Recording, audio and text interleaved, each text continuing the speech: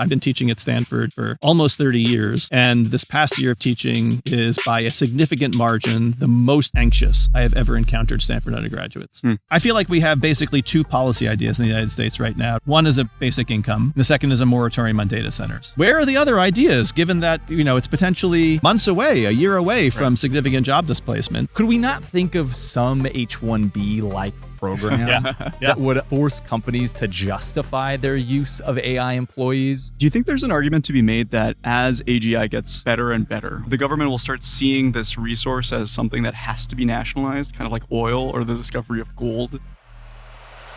A policy window is opening, and here's the non-obvious take.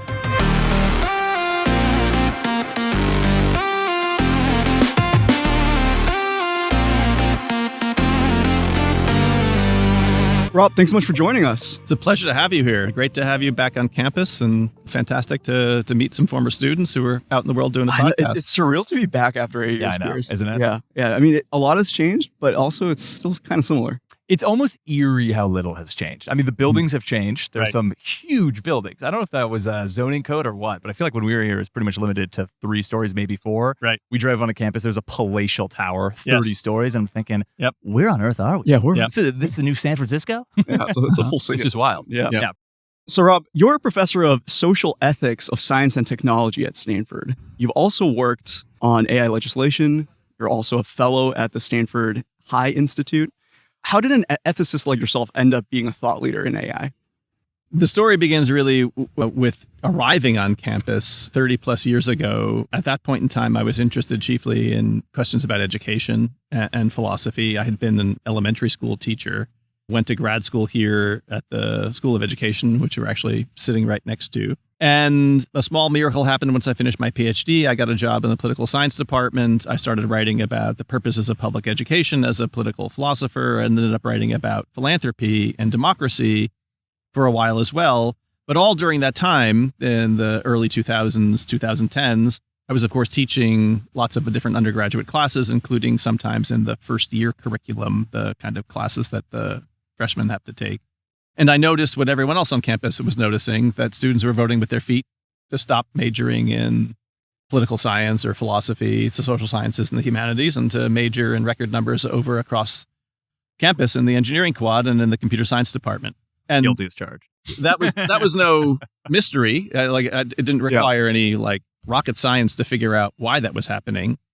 But I slowly became concerned that the grand ambitions of providing a liberal arts education to Stanford students was being kind of winnowed away or corroded slightly by the offering of these extraordinary technical skills that could be used to good purpose in the wider world. But we were becoming here at Stanford a kind of very fancy vocational training school. What I noticed was students hopping on the computer science major as a first year freshman, basically getting on a conveyor belt, which would, through hard work, computer science is not an easy major, but stay on the conveyor belt and you will be unthinkingly deposited either at a big tech company or a startup company. And I wanted to ensure that there was a way to integrate the humanistic traditions, particularly for me, of ethics and philosophy, with the social science and policy frameworks that this university is also really fantastic at providing, with the extraordinary things that were going on in the computer science department. My strategy was in 2015, 2016, 2017, rather than to raise a flag from my part of campus and say, come take a class with me on ethics and technology, instead to go over to the computer science department and hang out there and to work in tandem with some of the folks who were teaching classes. And so I initially designed this class with the legendary Mehran Sahami, who teaches the CS106A class. Here's an interesting anecdote worth sharing about Mehran, who's genuinely a fantastic teacher, a fantastic guy. Because of CS106A, which at its height was enrolling 900 or 1,000 people, and at Stanford, as of a couple of years ago, something like 95% of the undergraduate class takes CS106A. Wow. Not a required class, but nearly a de facto requirement.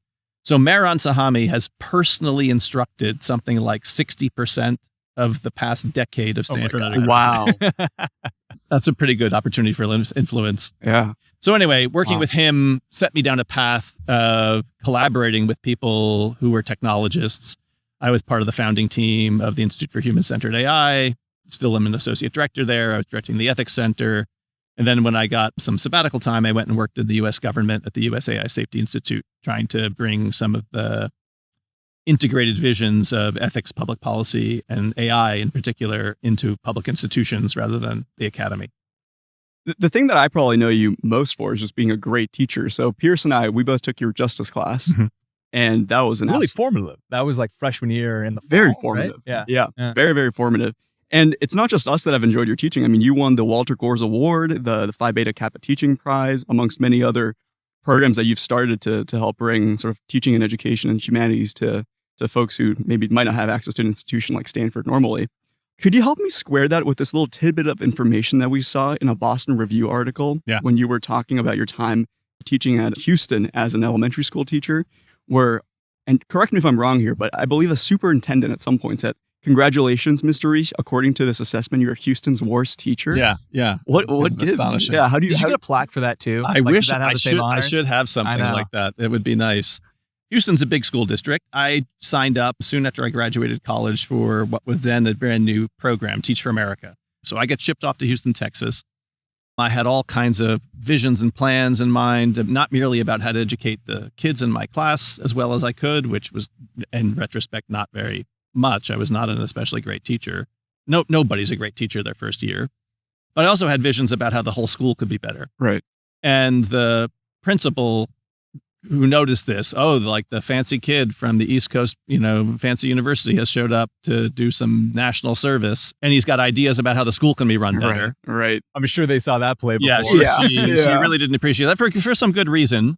By the end of the year, things had grown so bad between me and the principal that when I got my second evaluation, I realized, wow, it was pretty bad, but I didn't have a sense of how bad. So at the end of the year, when I'm now talking to the district leadership about the whole school being reconstituted, they did interviews with a whole bunch of the staff.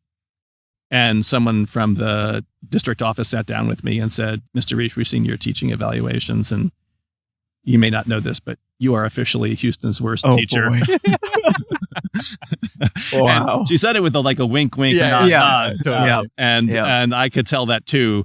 But like the perverse pride one takes in, like, oh, wow, I really got under her skin, the principal's skin. Wow. Houston's worst teacher. That's bad. Wow. Yeah. The sum total of that year was, like, I had thought I was signing up to try to learn to become a good teacher for 35 kids in Houston's school district at this school, Rusk Elementary School. And I for sure was trying to do that. But then as you actually enter into a system, an education system in this case, I saw that, like, even if I were to do an incredible job, all of the kids were performing like way above what you might have expected after a year with me, which wasn't going to happen, by the way. But if that had happened, they would get sent the next year to the middle school where the average, school performance was not so great. Sure. And this was a system problem, not a person problem in the classroom. It was that too, but it was also a system problem. And so that really led me to think about how can I learn more about contributing to the renovation, reform of school systems, rather than thinking only about being a good teacher. But I thought that being a good teacher was going to provide me necessary insight into answering some of the system level questions. And so I did complete my 2 years of teaching. I was one of the few people hired back at the school after it had been reconstituted, with a new fervor and drive to overcome my designation as the worst teacher, right? But then I applied to grad school looking to combine the two things I loved, which were philosophy and education. Mm-hmm. I came out to campus on admit weekend for the first time ever, on a day not unlike today, and thought, so I'm going to get paid to be a PhD student. My job will be to read interesting books, talk to smart people, and write papers once in a while. Like, It's a good gig. compared to teaching sixth grade. You both know that well. Well, and they send you around the world too to go to conferences. Yeah. Being a PhD student was a dream. Yeah. Yeah. Big, It's a tough life. Yeah, seriously. So how do you go from that to then being interested in your first sort of body of work, which is philanthropy? Yeah, that happened because I had now joined the faculty across campus in the political science department. I was doing the ordinary thing of publishing the initial work I had done as a PhD student. So I wrote a book about the purposes of public education, was looking around for new projects. In the meantime, I'd gotten married and had 2 kids. My older of the 2 went off to public school in Palo Alto. And on day 2 of public school in Palo Alto, he brought home a whole bunch of papers. Welcome to Palo Alto School District. We're so glad you chose our excellent district. And the second page was, we here in Palo Alto don't think that the state finance system provides sufficient public funding to deliver the excellent education that we provide. So therefore, in Palo Alto, which we just want to name is one of the richest zip codes in the state. entire country. Yeah. Therefore, every parent's voluntary but expected contribution is $2,000 per child. Wow. And I thought to myself, all right, well, first of all, that's shocking. Second of all, does Palo Alto actually get it? And I did a little research. Like, they get on average $2,000 per child, not because every parent donates, because some people are super wealthy, donate a lot more. And I was going to write an op-ed that involved nothing more complicated than like looking at East Palo Alto, Oakland, San Francisco, and comparing the private fundraising for the public school system to Atherton, Menlo Park, Palo Alto. Then it dawned on me that I was actually not strictly speaking giving money to the school. I was being asked to give money to a school foundation that would then transfer the money to the school. And the school foundation was a 501c3, which meant that I would get a tax deduction for making contribution to my own kid's education, propping up my property values, helping to advantage my own kid and a few other people in the classroom. And then my political science hat came on as like, 501c3, where'd that come from? Right. Private foundations, how old are they? Like, tax deductions for making a charitable contribution? How'd we decide to do that? Right. And then I started looking around for scholarship on the basic policy design of the philanthropic and nonprofit sector and didn't find much, and found more and more that, I mean, the giving of private money to public schools is, in the case I was describing, like an example of charity that worsens inequality rather than reducing it. Was a lot of American philanthropy like that? Maybe so. And that's what led to the whole decade of work on I love that philanthropy. most parents would have written a passive-aggressive email, to the principal. You wrote a whole book. I wrote a whole book. You wrote Just Giving, which... It took a while. Yeah. I got disinvited from a lot of weekend barbecues, though. Hey, listen, I'd say worth the price for the bestseller list. I mean, we read your book in preparation. We tried to do our homework as you instilled upon us. I do feel like I was a little surprised to think through how relevant that book has become, given the current tilt that the tech industry has had for some of these more philanthropic things. Yeah. That was not on my bingo card for 2026 to be thinking about philanthropy, but you have Anthropic that's established as a public benefit corporation. OpenAI was originally a nonprofit and is now going through this restructuring to have a corporate subsidiary, also unusual, subject of a bit of lawsuit right now between Elon Musk and Sam Altman. So you have this evolution, I feel, where maybe you had the pure nonprofits, pure philanthropy back in the day. Now you have these hybrids between private and public. How are you seeing the trend lines of that going as we're moving into this next chapter? Yeah, the kind of wonky way to describe that is people in the tech world are experimenting with corporate form. And you could incorporate as an ordinary LLC, you go to Delaware, you get your incorporation papers, and off you go. But in part because there's this overlap between what in philanthropic circles is referred to as effective altruism, as embodied by GiveWell or the Open Philanthropy Project now, coefficient giving. And then a lot of people who are AI researchers or AI developers, many of whom, not all of whom, but many of whom have a kind of effective altruist orientation. The idea that you should only use the lever of the nonprofit form or the for-profit form if you're a company to express your vision. I mean, you're fundamentally choosing at the start the governance structure of what you're going to be doing. Now people are experimenting a bit more, and I think we're getting some interesting results. I mean, the whole effort that Sam Altman did to try to spin out an ordinary for-profit out of the nonprofit that OpenAI was created as, because of the negotiations with the Attorney General in California, it resulted in what you just described, a public benefit corporation rather than an ordinary for-profit entity, which of course meant that because the nonprofit OpenAI owned all of the IP, the transaction to spin out the public benefit corporation meant lodging in the OpenAI Foundation. I don't know what the number is most recently, but something like $100 billion. It would be, by some significant margin, one of the most well-resourced philanthropic entities in the entire world. And then Anthropic, as you say, a social benefit corporation, and lots of other experiments within philanthropy itself. So not just within corporations, people choosing like the Chan Zuckerberg Initiative or Laurene Pell Jobs' Emerson Collective, the Open Philanthropy Project. These are hybrid organizations, not strictly speaking philanthropic private foundations, because foundations are required to give their philanthropic assets only to 501c3s. Mm-hmm. So if you don't create a foundation, you can give money to startups, you can give money to political candidates, you can effectively deploy all the levers of influence and get the social benefit of the halo of being a do-gooder outfit. Yeah. It does seem a little bit weird to me just in structure. I mean, it's most nonprofits you think of as, oh, they're giving away food to people that don't have food, or they're building housing, or they're teaching.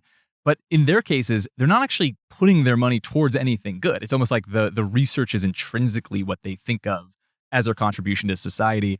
I'm kind of like, where does a mission statement start and end? Where do these PBCs? Obviously, the most famous is probably Patagonia, and they do a lot of good, but that feels like more in the classic nonprofit sense than in the public benefit corporation sense. Maybe true. Yeah, I don't think it's clear yet how to understand what you want public benefit corporations to accomplish. And that's why I describe it as experimentation. I don't think we have any good answers yet to that. In the same way that when people talk about within ordinary for-profit firms pursuing a double bottom line, measure the financial return or the ROI on profit making, as well as your social return. And there aren't well agreed upon metrics for measuring social return yet either. But I view that as a worthy experiment. Same with ESG style reforms within the governance structures of firms. And I mean, one of the interesting things I think to look at, whether, as a citizen or a political scientist, or for that matter, a person who wants to work in tech, is, to reflect upon the kind of surprisingly plastic nature, protean nature of these corporate forms. So I'll just give you a little test here. What nonprofit organization is the most successful by money raised every single year? Oh boy. Maybe churches? No. The Rand Corporation? We're sitting at it. It's Stanford University. Wow. No way. This specific university. Wow. Yeah, Harvard can shove it. Yeah. So Harvard has a larger endowment, but on an annual basis, Stanford raises typically $1 billion in new philanthropic contributions every single year. Wow. And I mean, let's just take stock of the revenue sources for Stanford. It's not just the philanthropic contributions, it's the return on the endowment. So they get all that spending. Tuition's not cheap. So people are paying like a sticker price for coming to Stanford. And then a lot of the research has traditionally been underwritten by state or public funding. So this nonprofit gets the benefit of every kind of revenue stream there is. Public tax dollars, commercial dollars in the form of tuition, and then lots of philanthropic dollars. And like, if you want to go down this route even a bit more, like there's like really into the wonkery of the tax weeds and what you're allowed to do. Stanford is one of the main landowners across, Palo Alto. So the Stanford Mall, which in some recent memory was the highest grossing shopping mall in the country by like dollar of revenue per square foot. It's a nonprofit shopping mall. No way. It's owned by Stanford University, doesn't pay property tax. Wow. The Rosewood Hotel, the only 5-star hotel in the area, nonprofit hotel owned by Stanford University. Way. I mean, these are for-profit entities sitting on nonprofit land. Sure. So Stanford University as a nonprofit doesn't contribute to the, through property taxes to Palo Alto. Wow. Feels very OpenAI-esque, if I do say so myself. It really does. One component of this, because, we're recording this in May, right? I feel like there's a lot of rumors that are circulating, at least around the San Francisco Chamber, about them IPOing later this year, both probably for OpenAI and Anthropic, as they've fully tapped out the capital streams you can get from the private markets. I know you have these takes more broadly on democratizing artificial intelligence, and incidentally, how that might not be a good thing. There's this ironic notion, it seems, of an IPO where that actually is democratizing a company to some extent. Like, gives many people a stake in it. Exactly. You're offering shares for some notion of the public at the very least, versus right now it's just been locked in the hands of a very few. Do you feel like that actually is a push to making these companies more democratic, or is that just going to have the same kind of adverse incentives that you see with profit-seeking firms that operate on a quarterly basis? Yeah. I mean, this is why corporate form matters a great deal. And then how the accumulation of the different corporate forms, I mean, if you're a publicly traded company, you get much shorter time horizons from investors about, showing a return in the marketplace. on the notion of democratizing AI or democratizing an AI company, one surface level objection I have is that this phrase of democratizing AI, less now about the corporate form than about the technology itself, is often used, I'll be charitable, with deliberate selectivity by a tech person, or perhaps less charitably, in stunning ignorance by the tech person of the meaning of democracy. Democratizing something can't just mean giving people access to it. Democracy is a form of governance. It's a rule of law. So if you talked about democratizing AI as giving people access to the tool and let them play around with AI, you're missing out on a large portion of what democracy ultimately amounts to, which is a form of governance. All right, that's a small quibble, but nevertheless an important one. In the idea of democratizing artificial intelligence companies by IPOing and going into the public markets, there's an interesting literature that's built up chiefly from economists and people working in the political economy about what happens to corporate behavior when the incentive structure shifts to much shorter time horizon quarterly earning reports, where true shareholders have some standing to register their preferences or voices in annual shareholder meetings. But that's a relatively weak read of corporate governance that people possess. I mean, the real holders of those powers tend to be pension funds and people have, a really significant position. And more generally, in the tech world, people have tried to insulate themselves from even that pressure. So, famously, Mark Zuckerberg, even though Meta is publicly traded, really doesn't have any accountability to the board or shareholders.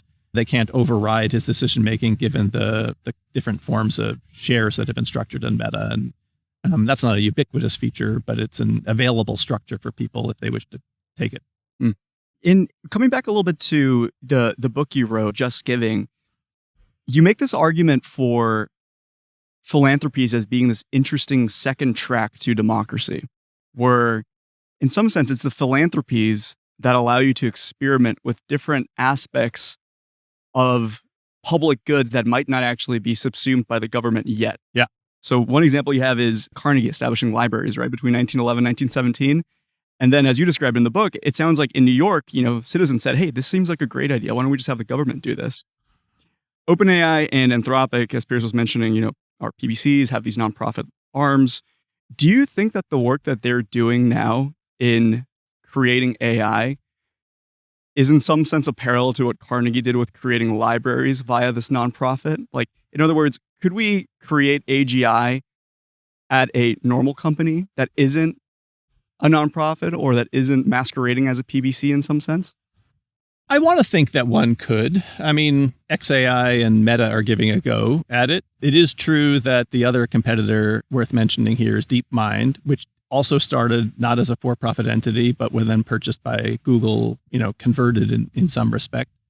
I mean, the spirit of the thought that you just gestured to there in the book on philanthropy is that the form of public good provision in a democracy, a design feature, not a bug, is that majoritarian decision-making is what governs the expenditure of public dollars, of tax dollars. Right. So if you want to create a public good through tax dollar spending, you have to assemble a majority of people in the legislature to authorize the funding.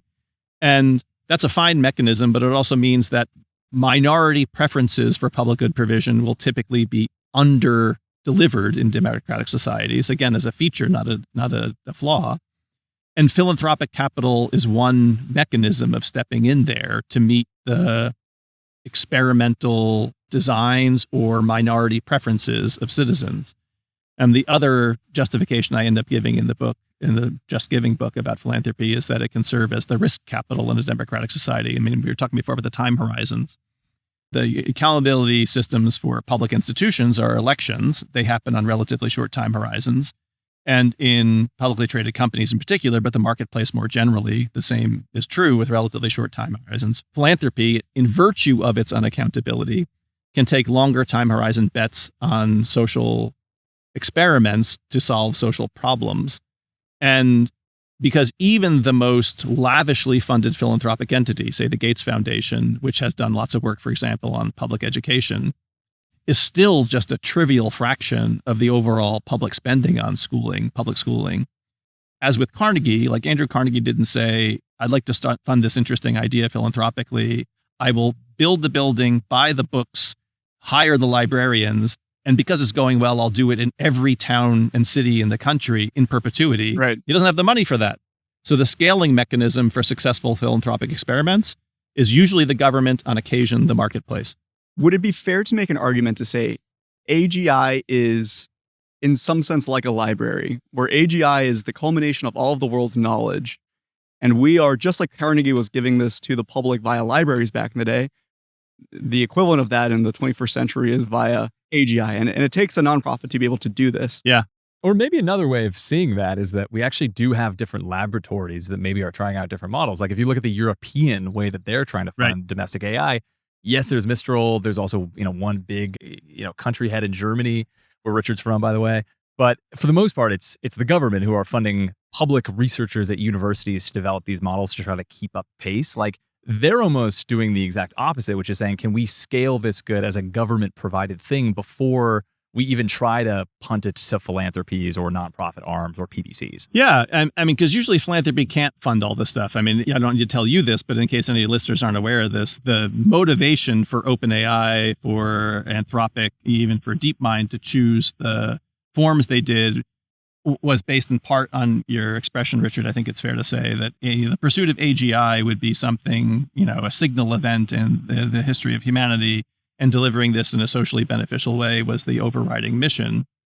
And then it turns out that the compute demands and capital expenditures for the infrastructure to try to get there so overwhelmed what the philanthropic assets could provide for, they had to make partnerships with other ordinary commercial entities and go seek various forms of investment. The only other rival to private investment would be public investment from the state, which is the model that the European countries you referred to are pursuing. But even there, it's pretty hard given the capital expenditures for chips, data centers, energy, all the usual stuff. So, really now the geopolitics of AGI, as you guys well know, is two countries that are in the race and everyone else is effectively not a player. It's actually a pretty good segue. You wrote a pretty famous book at this point, at least among tech circles, called System Error. You co-wrote that with Mayron, they mentioned before, as well as Jeremy Weinstein, who I believe is at Harvard now. Went to become the dean of the Harvard Kennedy School. Yep. Amazing. Yeah. So I take back my Harvard dig from I had no idea. Before. Yeah. Incredible. People in high places.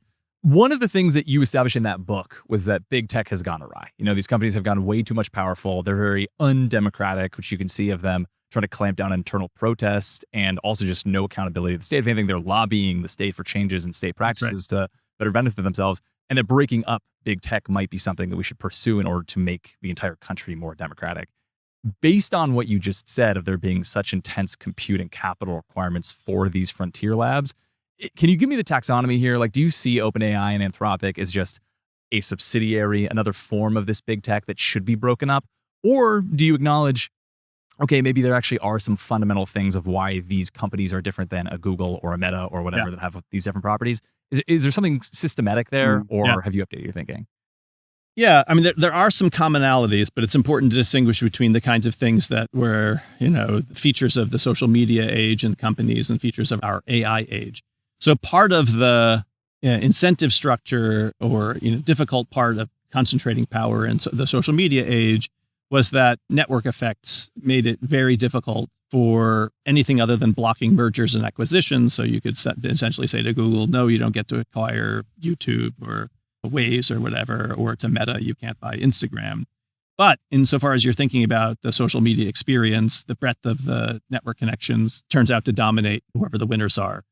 So antitrust action was always going to bump up against that. And in fact, that's what we saw. Like antitrust action never succeeded in breaking up any of these big tech companies, including back in the first generation antitrust action against Microsoft, but did chill mergers and acquisitions and arguably brought about a bit more competition because you couldn't just scoop up your competitors in an early acquisition cycle. In the AI age, it's not network effects that are the governing dynamic, but the massive capital expenditures on compute, where initially these startup companies had then to partner with larger big tech companies in order to gain access to cloud or computing and otherwise just investment capital. And it just seems hard to imagine that there are going to be more than a couple winners, given the massive capital expenditure requirements, plus the additional thought that maybe the first one to AGI creates a kind of lock-in effect of performance that can successfully dominate all other potential competitors. That's a bit more hypothetical, but it's at least one of the things that's often described. And that's the idea as of these like self-reinforcing loops of the That's AGI becomes a researcher. You can scale that on silicon instead of people. Yeah. And whoever gets there first will have, if not an automatic advantage, but you could imagine there being a dynamic in which the first mover builds a moat in virtue of self-recursive learning and other dynamics. So as a result, in order to block the concentration of power, you would need a bunch of different tools in the toolkit. And to go back to the system error book, this was published in 2021, a full year before the release of ChatGPT. But the last chapter begins with a story of OpenAI and talks about GPT-2 at that point, and a bit about what it would mean to reinvent democratic institutions for the age of AI. And the spirit of the thought I have here is, in the social media age, part of what was, the problem, the system error rested in the fact that there were increasingly obvious negative externalities from tech. There were various forms of bias and discrimination in algorithmic decision-making and recommendation systems, kind of opaqueness in holding these algorithms to account, automation that was displacing people from work, privacy abuses in various ways, and then, of course, on social media platforms, misinformation, disinformation, a whole variety of other things. All, like, at this point, widely known problems. Do we want to exist in a world in which we somehow put it on the shoulders of the companies themselves to think about and handle these problems?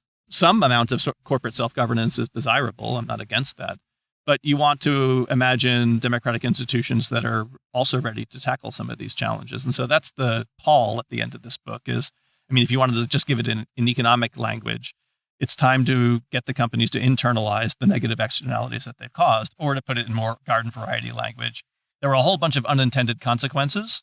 Great. As good consequentialists, the people who caused these unintended consequences should find new systems and structures to avoid them. What are the tools in the toolkit in the government and companies and investment and the markets, et cetera, et cetera? And that's the exploration at the end of the book. We need a new version of that for our moment in AI. And, we're talking here, as you mentioned, in May 2026. It's a particularly odd moment these days in Silicon Valley. And I've been teaching at Stanford just as a way perhaps to transition to a conversation about that for almost 30 years. And this past year of teaching is by a significant margin the most anxious I have ever encountered Stanford undergraduates. So just enormous anxiety and fear about their job prospects. Interesting. And you find that to be true across departments? A lot within computer science, but also within other places as well, where the kind of expectations that you could build a career are now undercut by thoughts that automation is on the near-term horizon. What does it mean to plan even right now? Yeah, that's a great question. Yeah. I think we're all kind of feeling that too, right? Even as, well, we're not newly grads at this point, but, I do think that as a young 30-year-old, when we still have 30 more years of a career ahead of us, I think we're in some ways more similar to students in your classroom than someone in their, 40s or 50s. And the question is like, well, what does our career now look like, right? And where do we sort of stake our bet on? Yeah. How forward? Adaptable do you have to be? Right. In some ways, all of academics is knowledge work. They're saying that AI, at least at the extreme, is coming after knowledge work. Anything that you can do on a computer, AI could do. You could spin up some reinforcement learning environment that's able to do it. And on some level, that's anything with a word processor. That's like it could write an essay to publish to a journal or whatever. So it does often write essays. Right? Yeah, I get them in my classes now. Yes. Do you notice when the M dashes are just a little too sure long? That's the classic tell. But no, someone who's smart about prompting and smart about gaming the system can easily, there's fundamentally no enforcement mechanism. And so, my appeal to students has to be that if you've already outsourced your opportunity to do well as an undergraduate, and you don't fail to develop the expertise and judgment that will allow you to actually deploy these extraordinary AI tools well, you're really going to be hopeless over the long run. So I could either appeal to the intrinsic learning, which for some people works, or to the instrumental value of developing your own expertise and judgment so that you can use AI models well. And, people are often instrumentally motivated, so they'll get away with what they can get away with sometimes. You probably saw the headline I saw just yesterday, I think, was that the 130-year-old tradition at Princeton University of honor code exam taking has now been officially eliminated because so many students were cheating using AI for their final exams. Brutal. Are we still doing it here at Stanford? Yeah, still doing it here. Okay. Yeah. Interesting. While lasts. Yeah, While it lasts. exactly. Yeah. Yeah. See. I'm considering going to, at least for classes of a manageable size to, kind of Oxford style tutorial or oral exam or, in-person blue book exam. But, everyone's experimenting now. Yeah. This is a brand new territory in the classroom. Are you still doing the harm principle thing in your classes where you're refusing people to use their laptops? In fact, I have a whole even more developed spiel at the beginning. wow. This past year, I had an opt-in tech-free zone in which I said, I can give you all kinds of information that be paternalistic. It's bad for you to have your laptop open. But secondhand smoke is also a thing. It's actually bad for your neighbor. And so government intervention can be justified when you're harming somebody else. Sure. And, I'm going to make it light now. We're going to try to say you can opt into this tech-free zone. And, we'll see if we can make the norms for this to be the sexy thing to do. I don't know. I had a quarter of people do it. This coming year, I might try a complete ban, see how it goes. Other people who I've talked to have said that on an individual level, students don't have much appetite for laptop-free or device-free zones. But if there's a course-wide ban, in 2 or 3 weeks, they don't complain much. In the way that's been true with phone bans in high schools, so I hear. Yeah, I believe that. I don't know. I'm open to the idea at least. So you've been playing around with sort of educational legislation, let's call it, in the classroom. But then before this, you were playing around with real legislation in the U.S. government. So you served as a senior advisor to the United States Artificial Intelligence Safety Institute. Are we calling it AC? AC. Is that what it's called? It's now been renamed by the Trump administration. Now it's called CASI, the Center for AI Innovation, AI Standards and Innovation. AC. Got They took safety out of the title. They did. Shocking. Yeah. What'd you do there? How was it? So, the short story, origin story of USAC, AI Safety Institute, is that in 2023, the Biden-Harris administration had an executive order that invited US AI companies to offer to the US government their next generation, still to be deployed models for testing of national security sensitive concerns. Things like, can this model help you automate a cyber offensive attack? Can it give you a blueprint for a biological weapon? Things like this. And this was all in the spirit of voluntary compliance. So strictly speaking, it wasn't legislation. This was an executive order out of the executive branch. And the task of the USAI Safety Institute was to design these tests and evaluations and provide the knowledge to relevant policymakers as well as to people in the technical community or the company that provided the model. As well as then a few other things along the way. The U.S. launched an international network of AI safety institutes, more than 10 countries with similar government bodies working in this kind of scientific lane of getting better information, designing more empirically valid tests and evaluations. This wasn't necessarily the motivation of USAC, but if I observe the AI community now, even still today in 2026, red teaming is a job description. The practices of red teaming at one company and compare it to the practices of red teaming at a different company can often look completely different. There's no professional standard of what counts as highly professional red teaming. It's kind of make it up as you go along. So to put it, in a simple way, we're in the early days of professionalizing the practice of red teaming. It would be great if we could advance the science of AI testing and evaluation and benchmarking, and by extension, then also red teaming. And the USAI Safety Institute was one early effort to try to do that. So how'd it go? What do you think? How would you rate your experience there? I can give you a personal answer to the question, which is I had a fantastic experience, and I'm happy to share more about that. 25 years of being a political philosopher, chiefly writing about democratic theory and democratic institutions, and now I got to work within them. So I was almost guaranteed to have a kind of romance. Right. I have some. I could see that going really well or really poorly, depending on your POV. Yeah, that's right. Yeah. But I came away inspired. Well, let me share a little story. I was, one of the first 5 folks after they chose the director. So we were lodged within the Department of Commerce. There was Secretary Gina Raimondo, and we were within this body called NIST, the National Institute of Standards and Technology. The director was chosen, and then she was hiring some of her staff. I was amongst the first 5 people. By midsummer, we had gotten a little bit of extra money. We could onboard a few new people, and we were having this little offsite. And someone on the team said to some of the new folks, I just want to thank you for joining us here at the USAI Safety Institute. We're doing really important work, and it's a small team, but we're mighty. And I know you had so many other options. You could have made so much more money, but it's just great to have you here. And I raised my hand and I said, I would like to rephrase. We here in the US AI Safety Institute are working in the distinctively authoritative and legitimate institutions of democratic government in the most powerful country in the entire world on the most important technology of the 21st century. Like, what, you preferred to work at a shitty startup? Right. Put on your big boy pants, man. Let's go. Everyone else show off. Right. Yeah. All right. Yeah. So that gives you a sense of my Right. romance about it all. I mean, I have also stories to tell about inefficiencies and, bureaucratic obstacles, but overall it was a fantastic experience.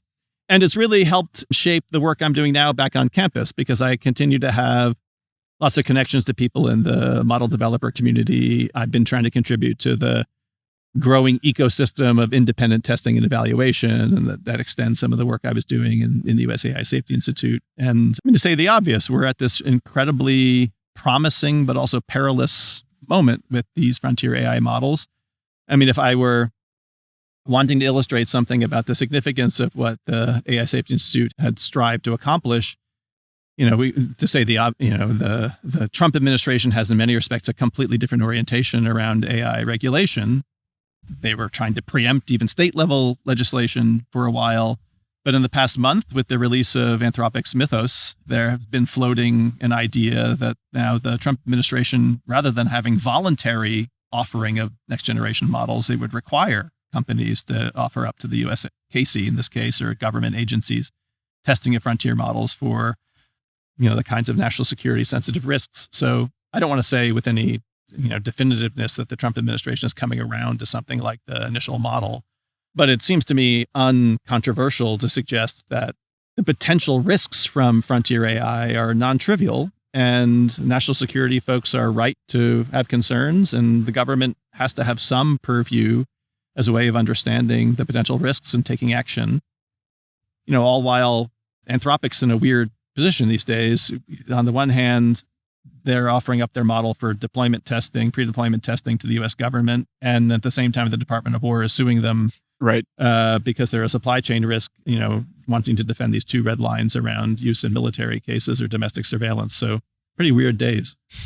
Do you think there's an argument to be made that as AGI gets better and better, or as we get closer to AGI, better said, assuming you believe in AGI and that premise to begin with, that the government will start seeing this resource as something that has to be nationalized, kind of like oil or the discovery of gold?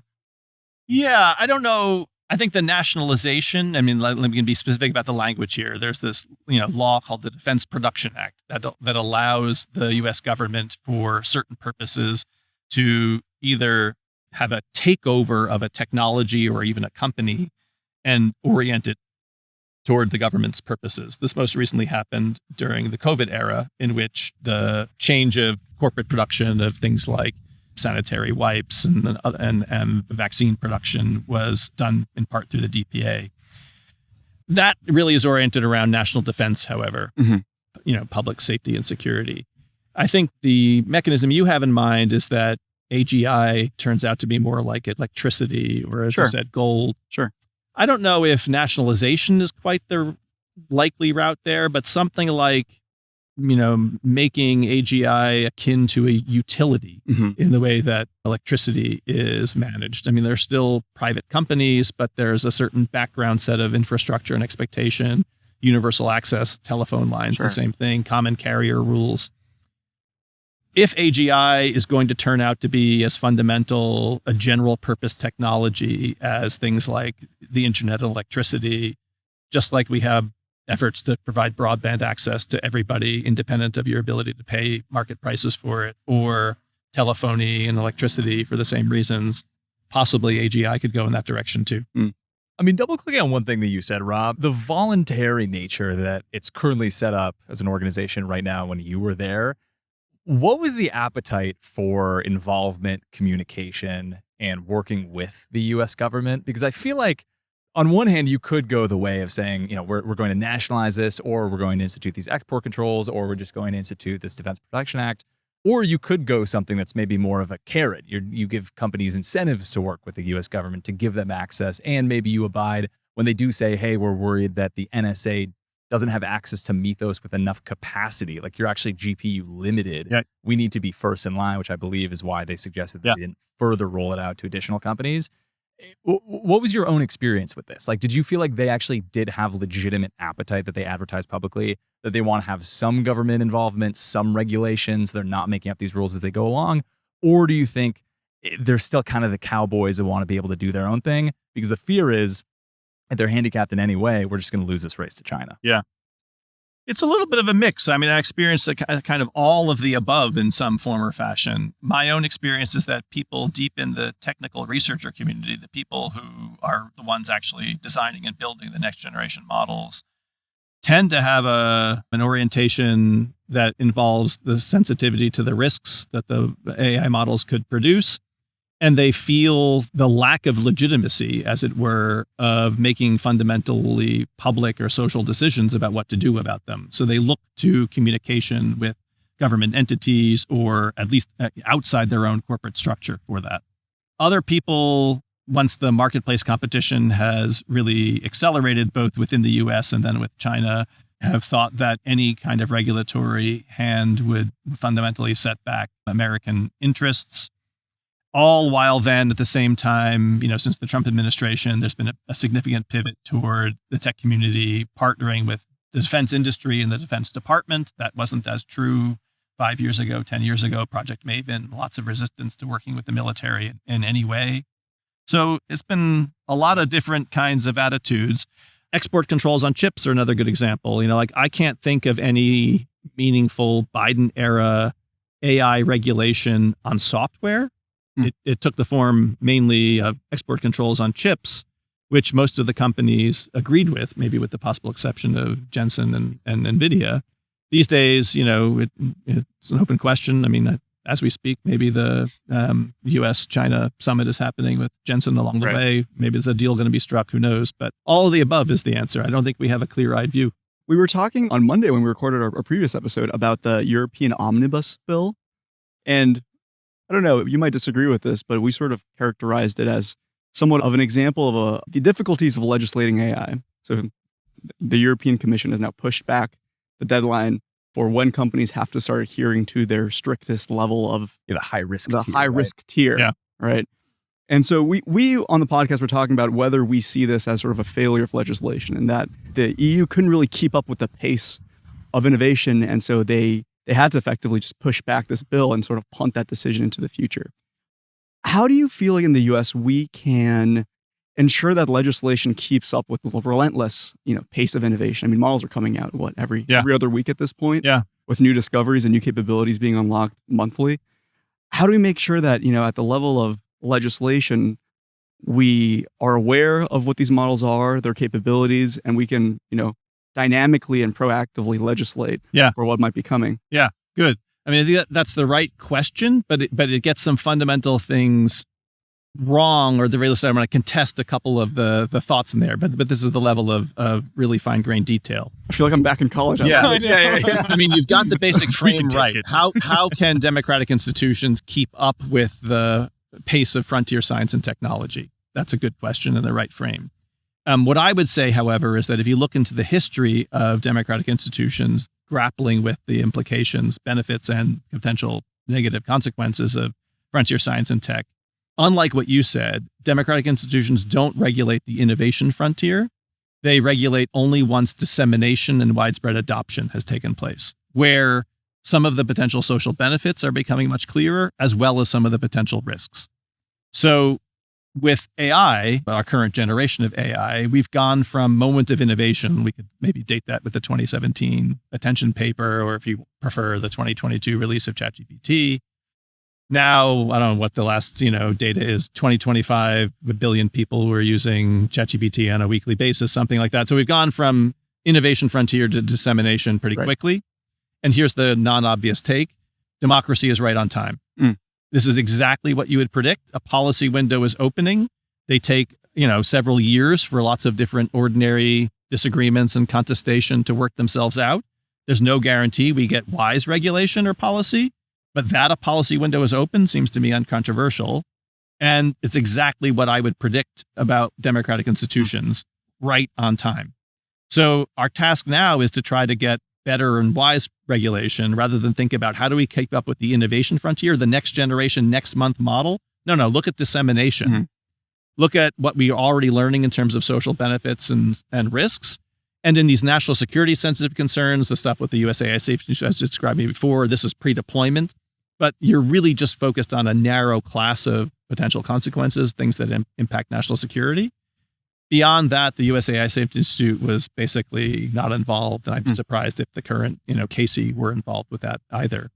That can be handled through a whole number of different other avenues and mechanisms, including like ordinary legal liability or intellectual property costs. I mean, all the kind of garden variety cases that are working themselves through the court systems now in order to try to determine whether is OpenAI liable for failure to design enough safety into its model so that, teenagers don't kill themselves after chatting with one of the models, or, intellectual property violations. 3 of my books were illegally pirated by Anthropic, and I got offered $couple $1,000 per copy. Yeah. Did you take the deal? I did. I wasn't about to sue them on my own. So yeah, I took the deal. I'm waiting for the checks though. Okay. Yeah. Well, get on that, guys. Yeah, seriously. If anyone's watching from Anthropic. And I think they are. Let's know. One thing that you just said there, Rob, I mean, we're right on schedule. I think I'm probably willing to admit that is a historical comparison. I do think that there is potential for AI to be unprecedented in some ways that democracies are ill-equipped to handle, i.e., the rate of progress, if you really are on this S curve where we're still in the accelerating component, even 3 years might be too late in some sense. Do you think there's any wisdom or any historical examples of trigger clauses being established for things like this and saying, just in the abstract, right? If we hit 45% unemployment of knowledge work because of AI models, we're going to then unlock some social safety net that hereto has not been accessible, like universal basic income for those people that are affected. You think there's any wisdom in trying to plan a little ahead of the curve and saying, if this, then this, so that we won't be having to have those conversations once it happens? The planning for sure. The next 12 months, 18 months are going to be unbelievably important for what I'll describe as policy entrepreneurship, by which I mean new ideas in the policy space to think about this wide, kind of range of potential outcomes, near term or long term from AI.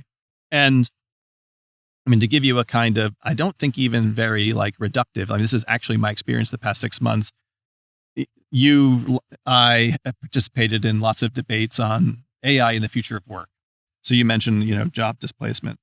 So one of the things that I find strange about these debates is, whatever side you come down on about whether it be good for AI to do, most knowledge work and deliver us a land of abundance and somehow share the bounty with everybody in an AI dividend or generous basic income, or it would be bad because of identity and dignity and something else. Even if AI was good enough to do it, we shouldn't displace people from work. Wherever you come down on that, I feel like we have basically 2 policy ideas in the United States right now to think about AI's implications for the labor market. One is a basic income. And the second is a moratorium on data centers. I find both of them pretty bad policy ideas. But would someone please show me some others? Where are the other ideas, given that, it's potentially, months away, a year away from significant job displacement? So I think right now we need massive policy entrepreneurship from academia, from the companies, each of which has released, a kind of industrial policy document or some type of policy vision. Also from think tanks, ultimately just taken up by politicians, because the political scientist in me wants to say, Pierce, when you say have a trigger clause for 45% unemployment, I mean, if in the next 12 months the unemployment rate goes up 2%, we need to talk about 20 or 30 or 45%, there will be political tinder where politicians will have to respond. And we just don't seem to have a wide range of policy ideas for them to adopt at the moment. So the next 6, 12, 18 months, there's got to be a vigorous effort from a lot of people to develop a wide portfolio of ideas that then politicians can champion to constituencies who are going to demand a policy response when that becomes salient to them. I have always found that to be pretty miraculous that no one's talking about this. Even in the gubernatorial debates in California that we're going through right now, this is probably the preview of the next turn of the Democrat cycle at the very least. People are talking a lot about housing, which is fair. Housing here is unbelievably expensive. I haven't heard a peep about data centers or AI. Yeah, very little. Everyone seems to be passing the buck. I think no one wants to be held with a take that feels very outdated. I'll give you a more charitable take, though. I mean, there was just an interesting post this morning by a colleague of mine here, maybe you took a class with him too, named Andy Hall. And if you look at polling and survey of, what issues are really salient and important to ordinary citizens, AI is near the bottom. People have heard about AI. They've kind of internalized a bit of a doomer narrative. It could be terrible, but they don't yet feel it impacting their ordinary lives in any meaningful way. There's some, efforts around data centers because people will see those either as a potential source of job opportunity or like it's going to jack all my water prices up or whatever the case may be. But for the ordinary citizen, AI is just not a salient political issue right now. But that could change quickly. 2% rise in the unemployment rate would rocket it up the charts. So it doesn't surprise me too much that politicians, when they talk, they want to talk about the things that are salient to your ordinary voter. And AI is not yet there. It could get there very quickly, though. How do you think we create more of these innovative ideas for how to legislate AI, or like Pierce came up with, right? How do we get more sort of like Pierces in government coming up with these ideas? And I don't think that's necessarily a good idea, by the way. Don't label that the Pierce doctrine if you're going to go public. At least like adding more to the public discourse, more ideas to the public discourse, right? That can be. Well, it doesn't have to be in government. I mean, ultimately, policy ideas have to be taken up by government, but the idea generation can happen anywhere. So, if anyone's interested in contributing to policy ideas, being a policy entrepreneur, I mean, you could just launch a Substack and get going. You can join a think tank. You can be an academic. You can join a company. I mean, like you really can do this from anywhere.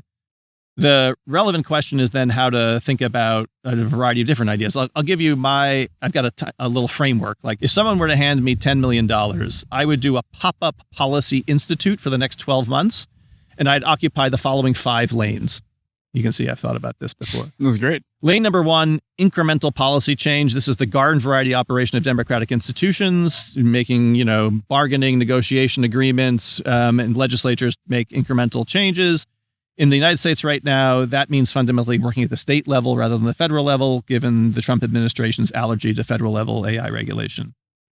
Lane 2, post-AI catastrophe or disaster policy ideas. If and when we have a AI disaster, the Overton window will shift. Policymakers will need to be seen to be doing something about this disaster. We need off-the-shelf ready policy briefs customized for each particular kind of disaster, ready to go whenever that disaster happens. Lane 3, structural change. We need industrial policy to handle the infrastructure costs of data centers, energy, massive capital expenditures, which have to be done often in tandem with government, as well as novel approaches to avoiding concentrations of power. That could be Lena Khan style antitrust or something else, but basically structural kinds of reforms about industrial policy. Lane 4, I would describe as like radical policy changes that even in the wake of a disaster are probably not politically feasible, but it'd be nice to have some out there. An international treaty on AI safety, like the Chemical Weapons Treaty, a universal basic income of $100,000 per citizen. You could keep going from there. And 5th lane would be skip the next 1, 3, 5, 10 years and go to post-AGI land. What's the policy landscape look like for an AGI world? Sure. We have, by my lights, little bits of efforts in each of the lanes. I can't find anything that's especially coordinated or vigorous. And we need that in the next 18 months. What role do you think academia plays in constructing these lanes? Like, just an ordinary additional contributor. I think academics are perhaps modestly better situated than people from within industry because the public perception of the policy ideas that emerge from academia are at the very least not expected to be partial to the interests of companies. This is not to denigrate the efforts of companies to generate policy ideas. They can and should too, just that people should take them with a due grain of salt, given that the company's interests are also involved in whatever the policy proposals are. But I mean this as like, let's populate the landscape left to right across all 5 lanes. More the merrier. Pick whatever partisan, commitments you've got. We need a big bundle of ideas across these 5 tracks, and we don't have many. Well, $10 million feels like an absolute steal for what they're going to get out of that. I'll pitch you one proposal, Rob. It's a little bit more serious than my UBI take. I've been thinking about if, in fact, because the concern is job loss, right? Like, I feel like people who are not augmenting their intelligence, and we can get down some of the philosophic CS roots of artificial intelligence versus augmented intelligence, which kind of used to be this separate sub-study of computer science. But even avoiding that whole argument, assuming that we're talking about true artificial intelligence that could replace me or you, it seems like at that point, that's a little bit more akin to some of the immigration debates that we've had historically and are having now, where it's the notion of, well, something is coming from outside to replace us, except it's coming from cyberspace instead of coming from outside of our borders. Yeah. Could we not think of some H-1B-like program that would force companies to justify their use of AI employees instead of human beings? Do we not have some policy frameworks, I guess is what I'm asking, for doing this if we just look at AI not as a technology, but more like a social change or a person? Nice. I like the analogy, or at least to probe how far the analogy goes to immigration. So let me just ask a question about the proposal there. Let's leave aside H-1B high skill immigration and take the more garden variety form of people who come not necessarily with high skills, taking a relatively high paying job, but come just to make a better life for themselves than they might have been able to do in their own countries. Part of the threat of that kind of immigration is that those people take away the jobs or compete in the labor market and thereby depress the wages of people who are already here. And by contrast, the promise of AI or AGI is that we could have low employment coupled with abundance. We'll get GDP growth rather than wage stagnation. We won't really have wages in the conventional sense. So the politics of what that looks like don't map on as obviously to me as the immigration debates, unless you're really talking about high skill labor. And I just want to hear you play out the implications then of, in a world in which we get significant productivity gains, but we have less need of paid human employment, what do the politics of that look like? I think separating it by skill is probably one axis that I think is pretty important to think about, because I actually would say maybe there is a difference in some sense among like high skilled labor versus low skilled labor, because we've been far less proficient at being able to create robots that can replace people doing things in the real world than we have been to replace knowledge work, which I think is kind of ironic, right? A lot of people would actually like, a cleaner at home to be able to tidy up for them. I certainly would, or cook for them. We haven't gotten that. So if we're talking about this world of abundance of ideas, abundance of medical research, but people themselves still have to do these very menial tasks for themselves every day, or we say, well, you know what?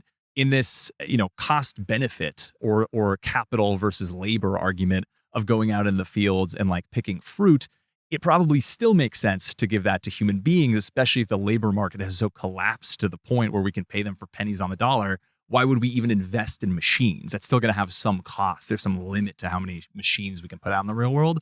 So I don't know. I mean, I think at least for starters, maybe we can just keep the lane of saying, the knowledge work that we see as being automatable right now, what would that look like for those people to have to justify? Yeah, good. Well, I mean, here I'm just going to follow the recommendations of some of the major economists who are writing about this sort of stuff, about the institutional or macro level changes that I think would be nice to see. Things that are easily imaginable. These aren't radical ideas. We should level the playing field from a tax perspective about whether a company has an incentive or disincentive to hire a person or to purchase a machine. At the moment, the tax incentives are you get essentially tax refunds or tax incentives for purchasing machinery, which depreciates then over time, a further financial benefit. And given the U.S. mode of attaching healthcare to corporate employment, hiring a human fundamentally adds additional things to your payroll beyond just the cost of the wages. So it's not a level playing field. There's a fundamental incentive to purchase machinery, purchase the AI knowledge workers rather than to hire humans. At a bare minimum, we should level the playing field and see what the market does in response to that. Coming back to the role of academia in AI, you wrote this piece in the Boston Review about why AI needs academia. Yeah. And there you cite the statistic that 65% of AI PhDs, I suppose like myself, go into industry. So I'm one of the statistics there. Is this, in your opinion, a supply and demand issue, or is there something else that's going on here, some deeper pathological issue? It's not just that you can make more money by going into industry, which is fine. I'm not looking to jack university wages up to the level of industry, nor to depress industry wages to the level of the university. But that if you want to work on frontier questions in AI, you need compute resources, Sure. and you typically need access to oceans of data, neither of which any university possesses. So simply being at the frontier of the thing you've been trained to work on is, in certain respects, only possible by going into industry. Now, that's a feature of our current landscape. It's not an inevitable or natural law. We could have public compute infrastructure that was available to academics. And in my view, that would produce a different set of ideas to commercialize than if you only placed the R&D innovation within industry. Now you have a commercially disinterested effort. You can pursue the topics you want with access to the compute, and let's add to it the data resources as well. So these are the kinds of projects that government in principle could fix. And, HAI here at Stanford has a couple of proposals around these basic ideas. My basic thought is at the frontier of any innovation or R&D effort should be a multiplicity of actors pursuing fundamentally different bets and ideas, and let the better ones win out. And we've gotten ourselves into an equilibrium here in the US where our very best talent has only one fundamental sector as a destination. Unless you want to go do it for 10 or 15 years and now you've made a bunch of money and you come back because you like the status of being an academic. Mm-hmm. That works too, to some small extent, but that's not a great overall dynamic. Well, it's one path both in terms of industry versus academics, but it's also one path in terms of just transformers, scale, right? Like That's right. We've had a distillation or minimization maybe of like the intellectual vitality of these different directions because there was one thing that worked. Yep. And I always think maybe we're backing the wrong horse and we're going to have to eventually take Go steps back to basic research. That's exactly right. Yeah. TBD. I will maybe challenge you a little bit on what you just said, where I look at Stanford and the CS department, people that we know and love, but you have Fei, you've got Percy, you've got Chris Manning. They all have these industry affiliations concurrent with them. I don't know exactly how that's structured in terms of what you're called as a professor, but they're both professors actively teaching some classes, and they also have these industry entanglements. Do you feel like maybe this notion of academic AI isn't even really a category anymore, that these are just, government funded subsidy programs to recruit top talent into AI research labs? I mean, that's even more cynical than I'm inclined to be sometimes. But no, I'm going to stick up in certain respects for my AI and computer science colleagues here. I mean, I think all of the people you just mentioned would likely wish to see better infrastructure for academics to pursue the kinds of things that they've done, whether through venture capital or industry. But one of Stanford's virtues is that there is a more porous boundary between the work of people in the engineering school or the medical school and commercial efforts. So, I mean, I don't need to explain to you guys, but Stanford pioneered the IP sharing arrangements that the Google guys invented the PageRank algorithm here on campus while they were grad students. So Stanford has a part IP stake in that basic intellectual property. I think that turns out to have benefited not merely the university, but also the world in certain respects. So on the margins, do I think the talent allocation right now is anywhere near ideal or desirable? No. But would I wish to build, ironclad fences between academics and industry? No. I think the porosity here has certain virtues. I agree with that. It's certainly benefited us. Related to that question, do you right now, as far as I'm aware, at least, HAI does take some funding from industry partners. Oh, yeah. And I'm curious how you find that, because, we were talking a little bit off mic about even just as podcast hosts, we're always cognizant of how it might skew your editorial independence. Yeah, I mean, having written about philanthropy, I have a very straightforward answer to this. Totally. You should be fully transparent about who funds you. And if on the receiving end, you can get a gift rather than a grant. A gift is unconditional. A grant is subject to reporting and strings attached. Prefer the gift rather than the grant.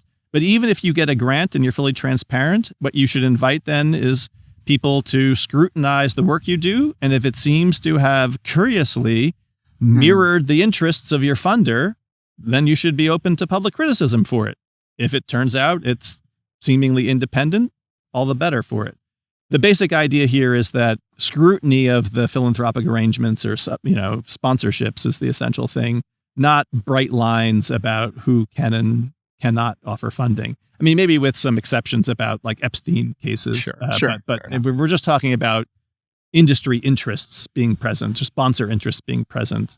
Transparency and scrutiny are the solutions to those. Are the two criterion. And then maybe the last note that we can end this on is you mentioned the anxiety that's gripping your students right now and people that are on campus is kind of an all-time high. What is your sense? You're probably the closest to both this academic student community.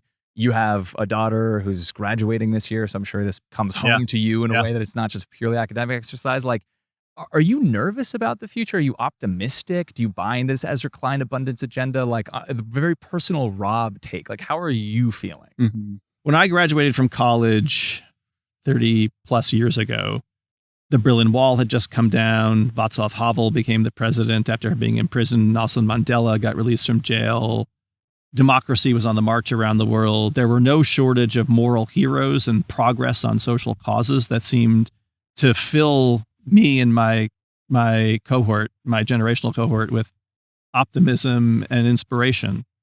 And I think then about my daughter graduating this year, where democracy is on the decline, authoritarianism and populism on the rise, AI and climate change are threatening long-term, confidence in the future. And who are the moral heroes to look up to? I mean, depending on how you count, there's a couple, I don't know, Malala, offer me a few if you've got some. And I just think there's like a generational mindset that's completely different from what it was when I graduated. So that's the macro picture.